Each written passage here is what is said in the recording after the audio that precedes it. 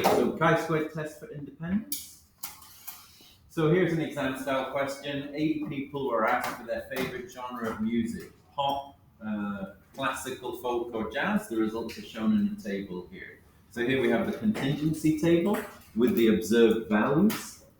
A chi-squared test for independence is carried out at 1% significance level. The critical value for the test is given as 11.345. Write down a null and alternative hypothesis. So have a go at this now. Yes. Yes.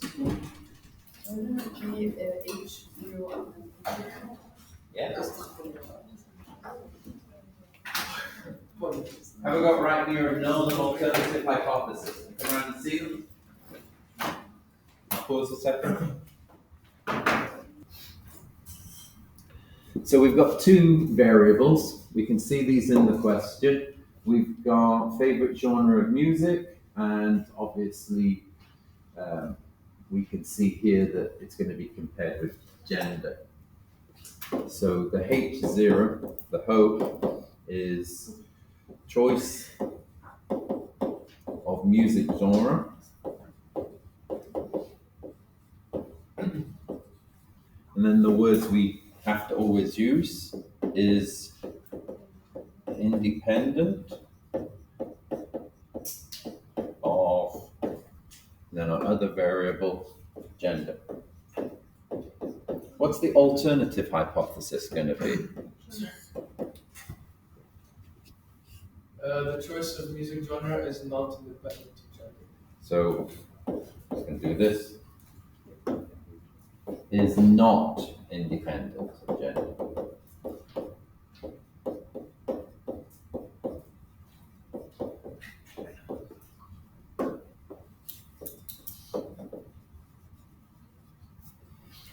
Show that the expected value for a female liking pop is 21. Have a go at this one.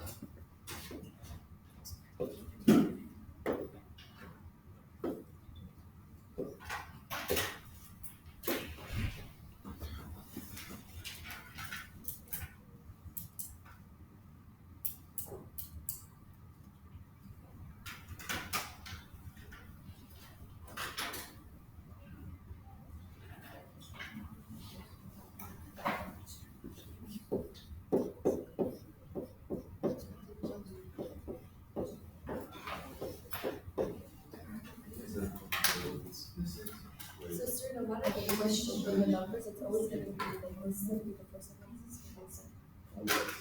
It's always going to be And then you just have to find the two variables that you check to see if they're independent. Do you have to write this? Yes. So, the information that we have to write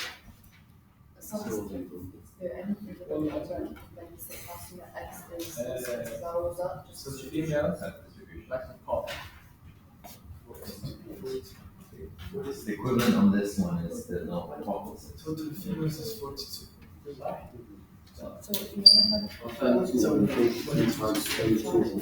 Okay, so we are wanting to we are wanting females liking pop. So we've got females liking pop, or after this, the expected value, but that's the observed value, so we can't use this one. We have to use the probability that a person chosen at random is female, multiplied by the probability that a person chosen at random likes pop, and then using total number of people being 80 as the expectation. So the calculation for this one is going to be 40 times 42 over 80. You can write it like this. You can write it as 40 over 80 times 42 over 80 times 80. And we don't even need to put it into our calculator. We know the answer. And to show that question, you have to show how that number is achieved. Wait, why do we not use 22? Because it's not we can't, we know it's an observer number, it's not the actual. But if the total observed, then so Sorry? It's the total of people that they have. This is what we expect. If A is independent of B, we would expect 24 people. We've actually got 22. There's a slight variance. What our job is to see is that normal statistical variance that we would expect from the experimental data. So C, write down the number of degrees of freedom. Okay, who can tell me this? How many degrees of freedom? How do we calculate? I don't remember the calculation, but I remember you told us that it's basically the amount of choices that they have. Like, it's by one less. So it's like when you pick one, you only have three available. Then you pick the second one, you only have two available, and so on. Yep. So it's the number of rows. Sorry, it's the number of rows minus 1 times the number of columns minus 1. So in this case, the contingency table is just this. It doesn't include the totals. So we've got 2 minus 1 times 4 minus 1, which is equal to 3. We got 3 degrees of freedom.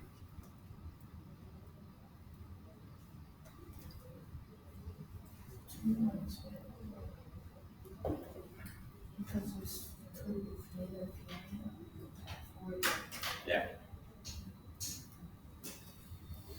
Always one less than the number of choices, and then you find the product of those.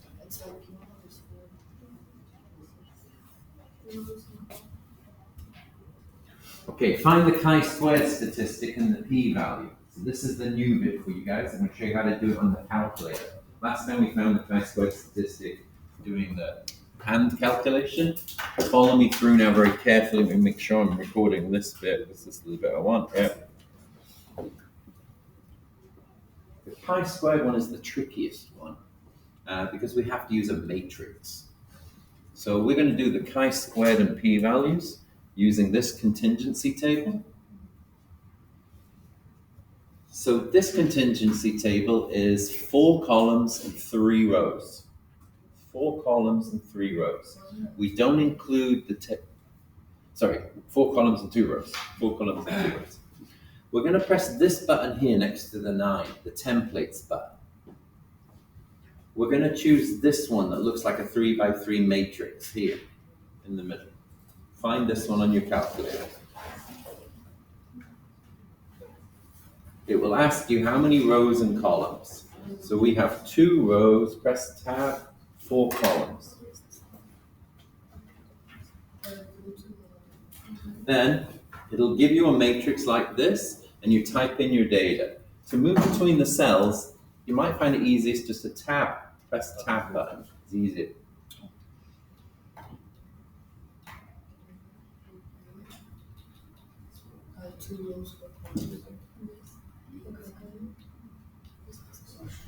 When you have your matrix entered, double check that you've got the values in correctly.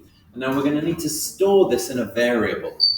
We're going to need to store this in a variable. Watch what I press. Don't type just now. Watch me. I want this store feature, which is here. So I press Control, and then here, above the 9, there's a button called Store. Pulls up an arrow and lets us store anything in any of these 26 letters. So I'm going to store this one in A. Our matrix is stored. Hands up at this point if you need any help. Press Control and this. Yep. And then A. And then Enter. Type in the numbers. Type in the numbers. Control. Control.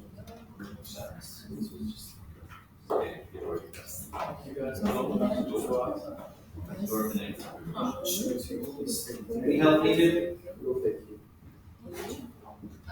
So here at this point, control, yeah. Anyone help me to do it first? I'm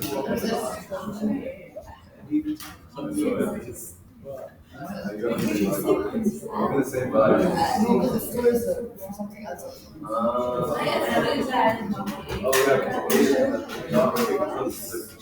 Maybe it's not that. Oh, so it means we're I gonna. think it's technically anyone. Well, I don't know if I found in my house walking with shoes and I came back and I looked at him who's walking everywhere with shoes on. So it's a lot of time. Yeah.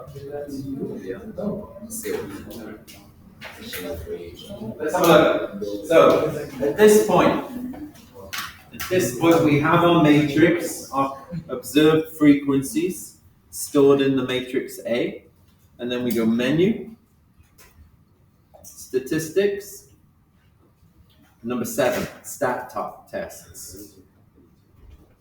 In the stat test, we have a list of tests that we're going to be doing. Is it the X2G or F? No, that's the goodness of fit. And it's not X, it's chi. Oh, okay. It's number 8 though, the chi-squared two-way test for independence. So it's the chi-squared two-way test for independence. It says chi-squared two-way test. We want the observed matrix, and we press OK on that, and it will give us the data. Oh, it's easy.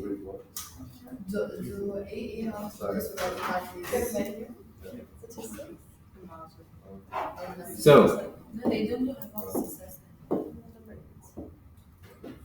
for D, How would you put that like in the test to like? yeah, all we have to write is the chi-squared value. 1 point, and we need to get 3 significant figures. 1.6. So chi-squared calc is equal to 1.62. Typically you get 2 points for that. Oh. Because it's quite a lot of step.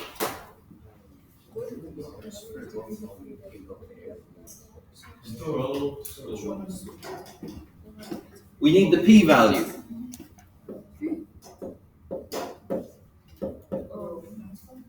The p-value is a probability. It's always going to be between 0 and 1. So if it's Look, it even tells you here the degrees of freedom. which one's the degrees of freedom? It tells you, yeah. Oh, And you can press the variable button here and get the expected matrix if you want. These are the expected value table. It calculated that one for us. would we need to like on that? For any No, typically, because you can't use that to do a show that question on the expected value. We did the show that on this one being 21 here, but you can't use this technique for the show that because you don't have the calculation. So you typed in something.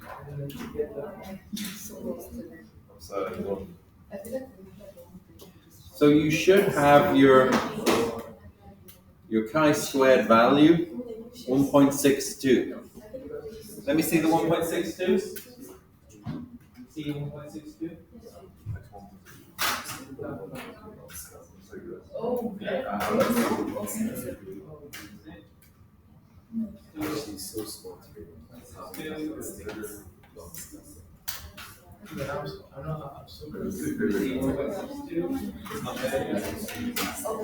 Let's get this. We see. What's yours, Chris?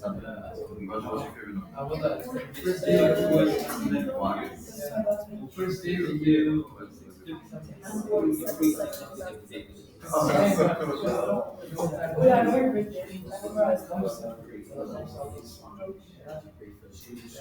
So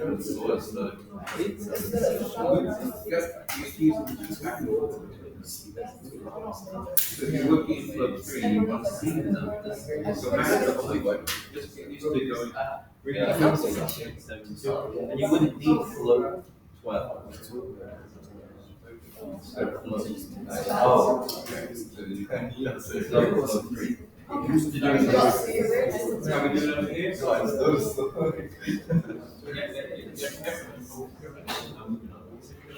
All right. So those are our two. Those are our two. A, B, C, D, would you say these are like the hard questions or like the easy questions? You just have to rote learn a couple of the phrases and how to write them. So we need to do our comparison. So when it says state whether the null hypothesis is accepted or not, giving your reasons, you always start this is the conclusion. Always start your conclusion with the inequality. Now, we need to go back. We can do the conclusion in two ways. We can either use the critical value, which has been given here, or we can use the p-value comparing it to the significance level, which has been given here. So, with the chi-squared calc value, we have 1.6. We always write 1.62 is less than 345. 345. Always start with the inequality. That is your reasons for your conclusion. So where it says giving your reasons for your conclusion, I've just done it here. If the chi-squared calc value is less than or greater than the critical value, this is less than. This is less than. Do we reject or fail to reject? So make sure you have this table here. So if the chi-squared is less than the critical value, there's insufficient evidence to reject. We're going to fail to reject. We never accept. You never accept the hope. You either fail to reject or you reject it. Chi-squared calc, less than the critical value, insufficient evidence to reject the hope.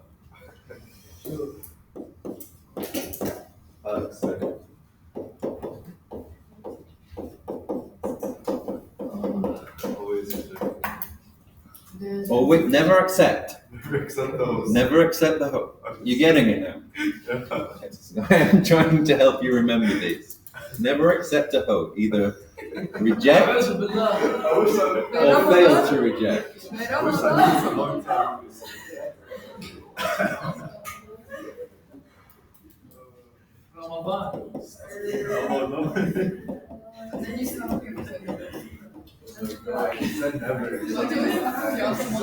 We should never accept a hope.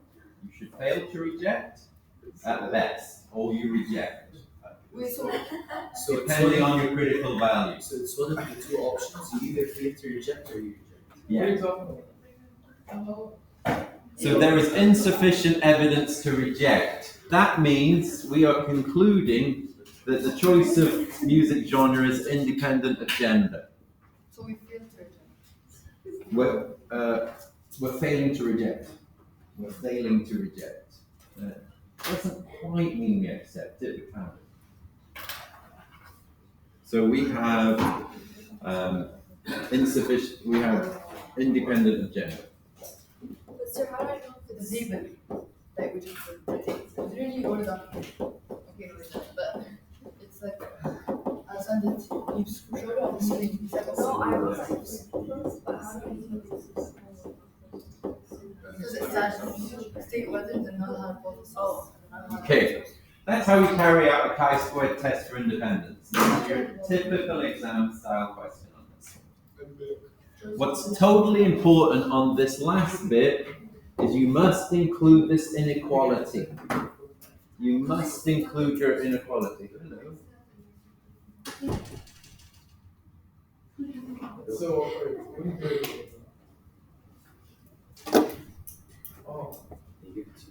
All right.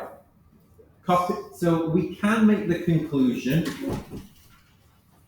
We can make the conclusion here like this. So with the p-value, we can compare the p-value to the significance level. If the p is low, reject the hope. Is the phrase.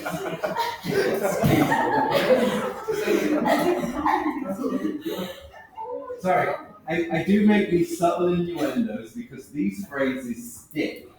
These phrases stick. My grade 12 students, ask any grade 12 AISL student about how to conclude a chi-squared test, and they will use the one phrase. If the p is low, reject the hope.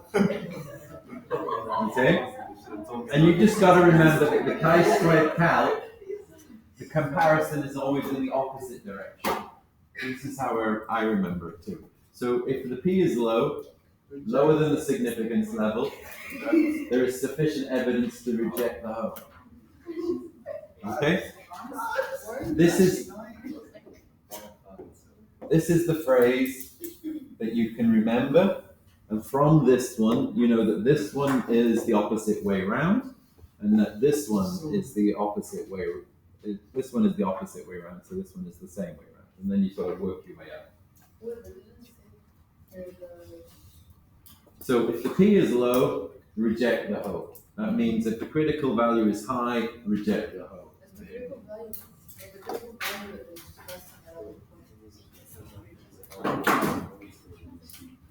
Was that 100%? So this conclusion here in part E, this conclusion here in part E can go another way. We can use the p-value instead of the chi-squared value. So we get a significance level of 1%. So we have 0.654 as our p-value. That is greater than 0.01. Now if the p is low, reject the whole. So this case means that we can't reject the whole. Do we accept the whole? No, we have insufficient evidence to reject. So there is, I won't rewrite it. There is insufficient evidence. Evidence to reject. All right, that is it for me. Have a go at the questions from the exercise book. Start off with this question here. You can take a photo of that one if you don't have your book available. Why would we using the Because if you're not given the critical value, we were on this question. A lot of the questions these days are how do you do that? You used to have to look that value up. In the old syllabus, you have to look it up in this data book. It's a pain. There's a pin in the rear.